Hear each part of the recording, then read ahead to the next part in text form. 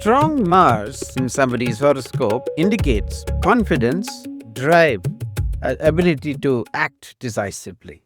The Jatayu Kundam here marks the spot where he was given his final rites by no less a person than Ram himself. Hi, Narayan here. We are on the way to Vaitheeswaran Kovil, next in the Navagraha Sthalams, standing for Mars, Angaraka. Vaitheeswaran Kovil is unique among the Navagraha Sthalams, and it is the most popular site, and it is also quite large. Its size covers most 11 acres. That's quite big for a temple in this circuit, and unlike anything we have seen so far or likely to see. Incidentally, the town is also called Vaitheeswaran Kovil, a temple in its own right for its healing properties, quite apart from being Navagraha Sthalam.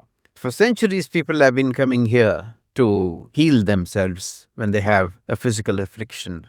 The temple historically goes back to the 7th and 8th centuries, like most of the temples in this circuit, because again, this is a Paadal Petra Sthalam, means that this temple was talked about, featured and sung about, praised in song by the ancient anthology of Tamil hymns called Tevaram. And this temple is specifically mentioned in that compilation, which means that this temple already existed in the 7th and 8th centuries, if not earlier. We don't know how far it may go back. The form that we see the temple in today is mainly built by the Cholas, as usual in this Kaveri Delta region, and the Cholas of the 10th and 11th centuries, mainly Kulottunga Chola I, whose son incidentally built Dharasuram, and you can see that in a separate video I have linked. Vaitheeswaran Kovil, Ved or Vaidya means a healer. Ishwar is of course Lord,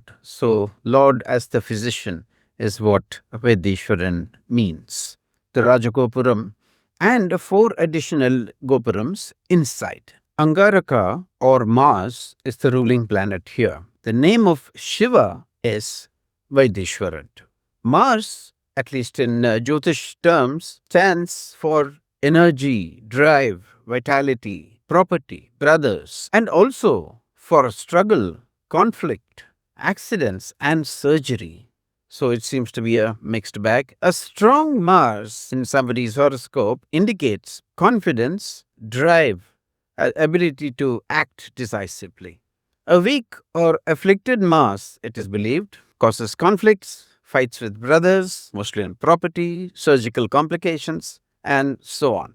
The most feared affliction is the Mangal Dosha, incompatibility and trouble in a marriage. The main legend in this temple revolves around Angaraka himself. Like with other Navagraha stories, the main legends seem to be about the planet in question itself being in trouble and Shiva being the saviour. The pattern repeats here too, and you find that the legend is about Angaraka suffering from leprosy. Now, leprosy throughout history, anywhere in the world, has been one of the most stigmatized diseases that mankind ever had. And so, in that state of weakness, Angaraka suffered greatly and came to this tank here to worship Shiva. It is said that he performed severe penances, and Shiva graced him, got rid of his leprosy, gave him planetary status, and installed him as one of the Navagrahas. So that is why this place takes on power. So right from the beginning, it appears that the legend of Shiva as a healer starts with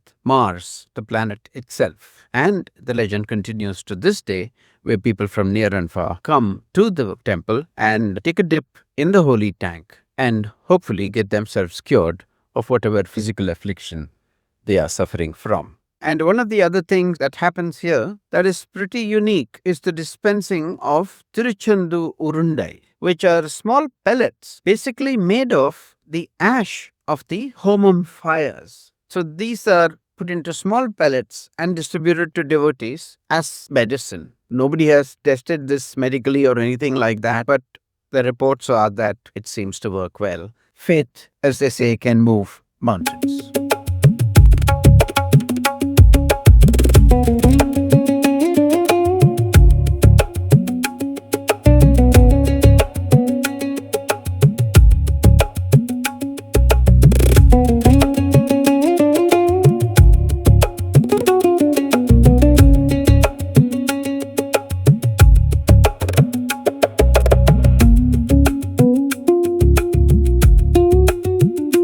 This is the Angarakan shrine facing north. He is clothed in something resembling red.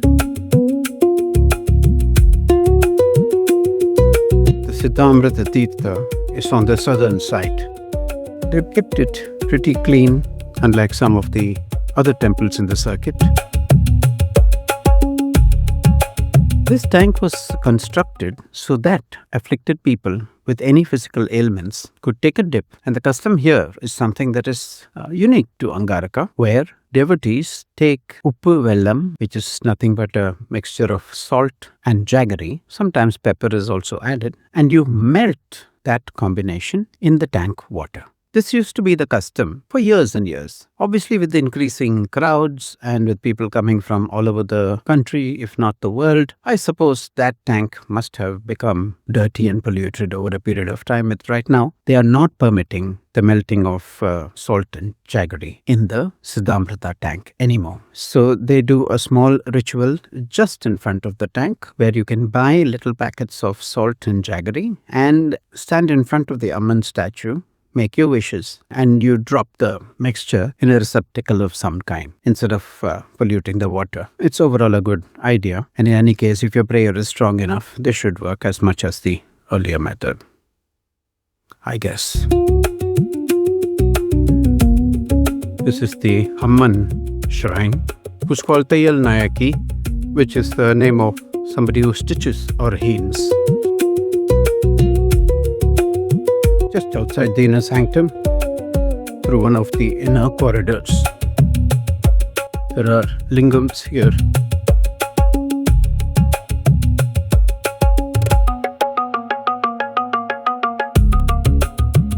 The giant eagle Jatayu, who featured in the Ramayana. The same Jatayu was supposed to have fought Ravana abducting Sita, and he finally succumbed to Ravana's sword and fell here dead. The Jatayu Kundam here marks the spot where he was given his final rites by no less a person than Ram himself. There are other claims from other places. This one probably is more devotional than a version that is approved by religious documents. Because the story of Jatayu falling here and Ram visiting and performing his final rites have got nothing to do with Vaitheeswaran Kovil's main attraction as a healing temple. It's a story in its own right.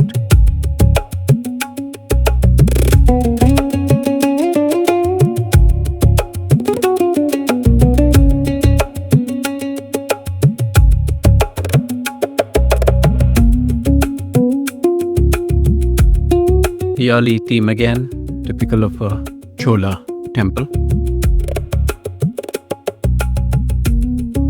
Towards the west tower, which is another gopuram here.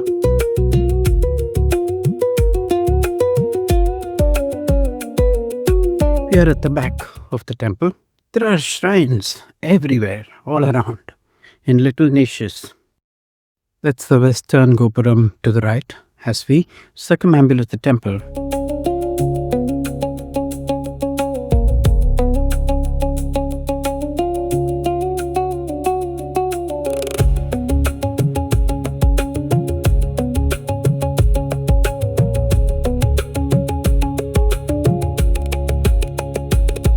Breakfast, it's about 8 o'clock in the morning. And this is the Thiruchandu restaurant here.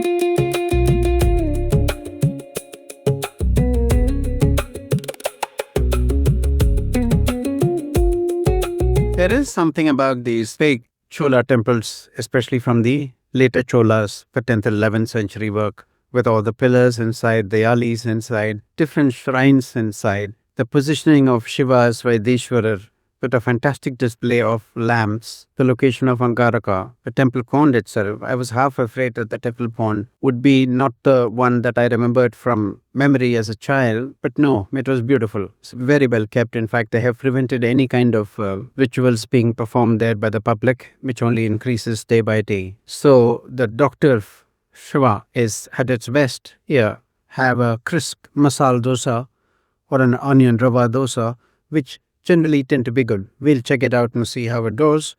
And followed, of course, by what the rest of India calls South Indian filter coffee. Since we are already here in the heart of South India, here it is simply known as coffee.